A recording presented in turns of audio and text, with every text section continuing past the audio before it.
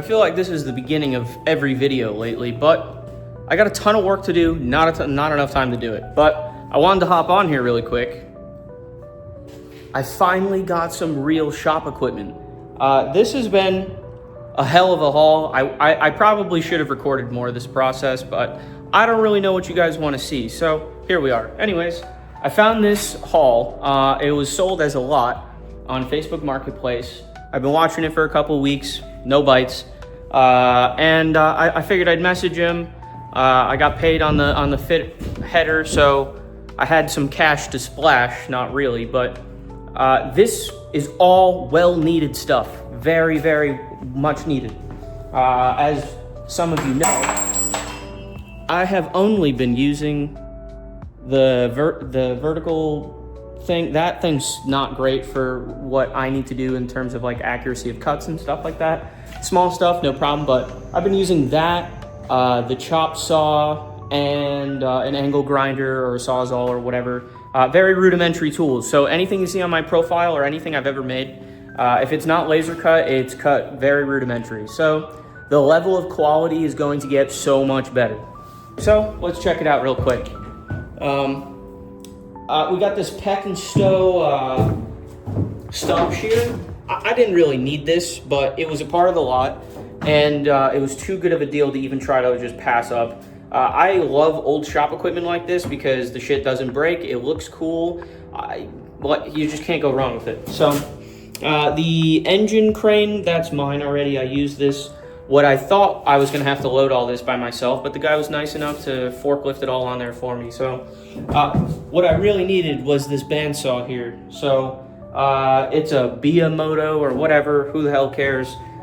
It's a working horizontal bandsaw, and I got all this shit for the price of like one bandsaw. So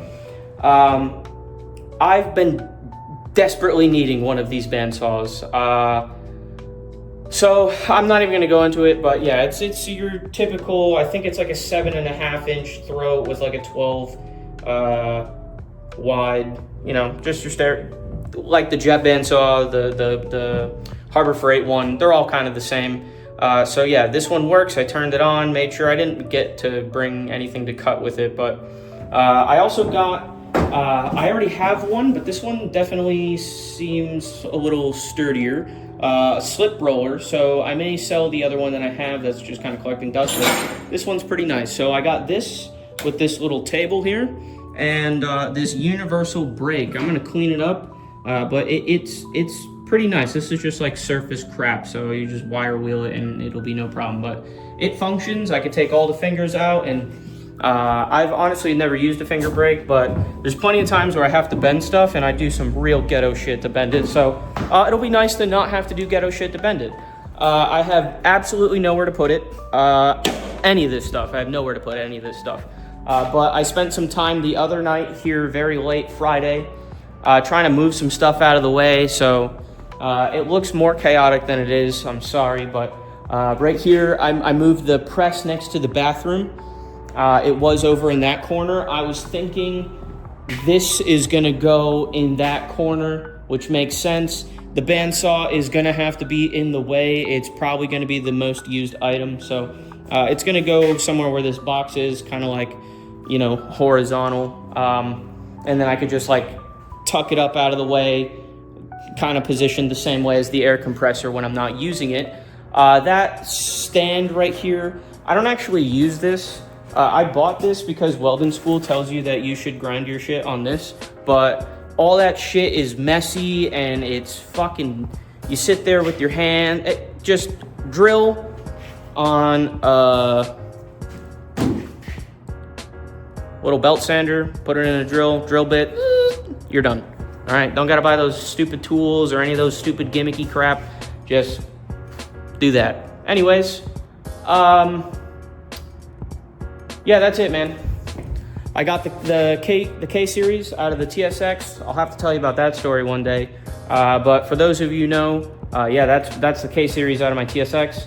I crashed that thing, yeah, that thing lives on. We're gonna put that in something cool, I swear. I got a whole build idea for it, but I like really gotta make some changes first. So there are changes I don't really want to make. I do, but I don't, and we'll talk about it later. But for now, I really got to get this U-Haul back. I've had it for an extra day. It's already late in the day, and I have Gary's Supra outside. Gary needed me to get this done ASAP. I don't have a lot of time, but we got Gary's Supra here, 1J Supra. He just put one of those drift motion kits on it, and of course it doesn't fit right, so I got to make some changes to his downpipe, connect a blank piece that doesn't exist, and he's getting a new muffler tip and some other miscellaneous stuff. So nothing crazy, but it's going to take a few hours worth of work, and yeah, so I can only imagine. I got to try to struggle to get this out. I'm going to throw the time lapse up just in case I die. You guys get to watch, so.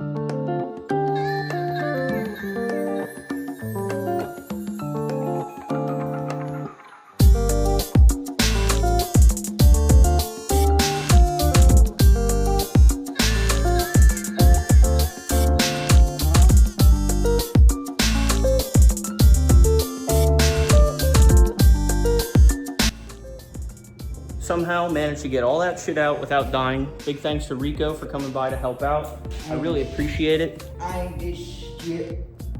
I have no idea where the fuck I'm gonna put any of this stuff, but I just gotta get the truck out of the garage and get that thing back to U-Haul, and I don't know. I'm gonna try to fit as much of this shit in here as possible. I don't want to sell any of it. But I did tell myself if there's stuff that I really just can't fit, then I'll just have to sell it. So no big deal. But yeah, got the table with the slip roller out with the finger brake. This thing's actually pretty nice. It is a little crustaceous, but these should all free up pretty nice. The drill press. It's backwards, but oh, that was the serial number, my dumbass, trying to look up what one this was.